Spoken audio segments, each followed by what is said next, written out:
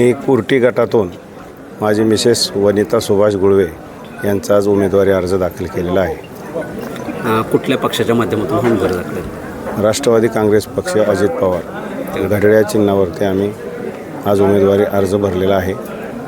अजून बी फॉर्म आले नाहीत. आल्यानंतर सर्व काही चित्र स्पष्ट होईल. कशा पद्धतीने आपली या निवडणुकीत रणनीती असणार आहे? आपल्यापुढं कुणाचं आव्हान असू शकतं? आव्हान तर अजून काही कळालेलं नाही, कारण पुढं कोणी फॉर्म भरला आहे माहीत नाही आहे.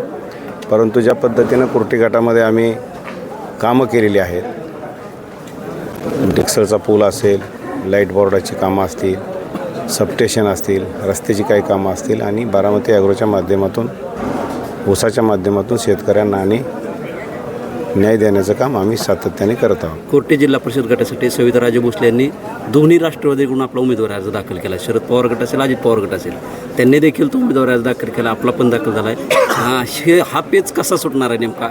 आता हा पेच सुटवण्याचं जे काही सर्व अधिकार आहेत ते वरिष्ठांना आहेत. ज्या त्या पद्धतीनं काय आदेश येतील त्या पद्धतीनं आम्ही निर्णय घेऊ. आता आपण राष्ट्रवादीकडनं भरलेलं आहे? राष्ट्रवादीकडनंही भरलेलं आहे आणि आघाडीकडनं पण भरलेलं आहे. तुतारी करून भरलं तुतारीचं पण चिन्ह आम्ही त्याच्यामध्ये समाविष्ट केलं.